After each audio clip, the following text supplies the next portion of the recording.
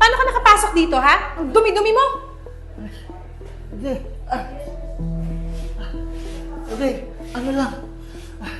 Gusto ko lang naman magkape.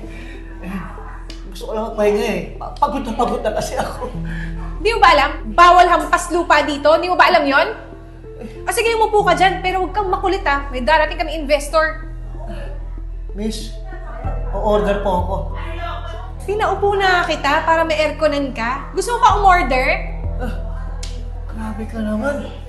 Bakit di mo naman ako kilala? Wow, nakakatakot, Tatang. Wala akong paki kahit sino ka pa, no? Ba, tinda ka ha? Tawagin mo ang manager mo. Sige, tawagin mo ang manager mo. Tawagin lang, mo. ha? Sige.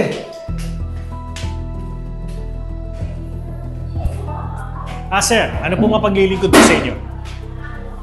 Itong taoan nyo, ibang trato sa akin eh. Para akong alikabok.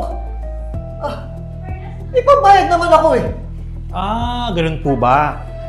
Sir, ako na po hingi ng dispensa sa inyo ha. Sorry po, doon po sa nagawa ng tao namin.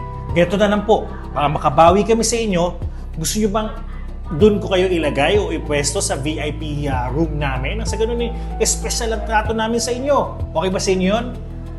VIP? Oo! Special na special ka doon. Taka na tayo, sama ka na sa akin. Doon ka na lang, doon ka na babagay eh. Sa VIP. Hindi ka pwede dito. O naiwan mo pa yung cellphone mo, tay. Tara. Sa VIP ka, huwag ka dito. Pambawi lang namin. VIP, ha? Saan mo ko tatali? Itong VIP namin. Ha? Oo. Teka, ano to? VIP. Ay! VIP. Ay! Saan mo ba Yan. to? Wala na sagabal sa pagdating ng Alam mo investor. si Boga! Wala na masakit sa mata. Diyan ka sa VIP.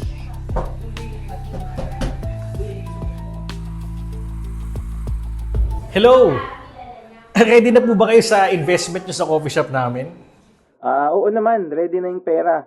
Pwede ko nang ipaabot sa'yo anytime. Ayos! Andito na po ba kayo sa area?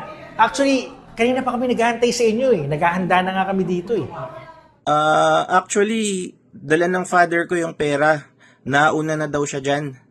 Pagpasensyahan nyo na yung tatay ko PWD kasi. Pakihanap naman. Ganun po ba? Sige po. Wait lang po Tawagan ko kayo ulit.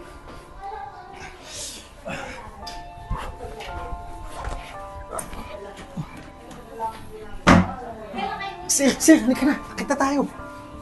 Sir, baka mauntog ka, sir. Taka. Kita tayo. Ay, tara. Ay. Ingat kayo. Bitawan mo ako. Tay. Oo, tayo po kayo, Tay. Bitawan mo ako. Ano nangyari? Tay, bakit niyo naman po sinabi na kayo pala yung tatay ng investor? Ha? Bakit hindi ko sinabi? Para respetuhin niyo ako. Kasi may pera ako. Alam niyo, sinubukan ko kayong unawaan kayong dalawa, ha? Pero ang lala ng ginawa niyo sa akin.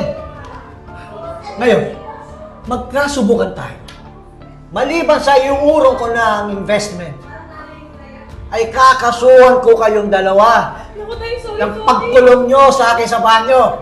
Naku, tayo. Sorry po, Hindi! sorry. Hindi! Umanda kayo! Tay, pag-usapan natin to, Tay. Pag-usapan natin. Nabigla lang kami. Wala. Wala kayo. Tay, Eh,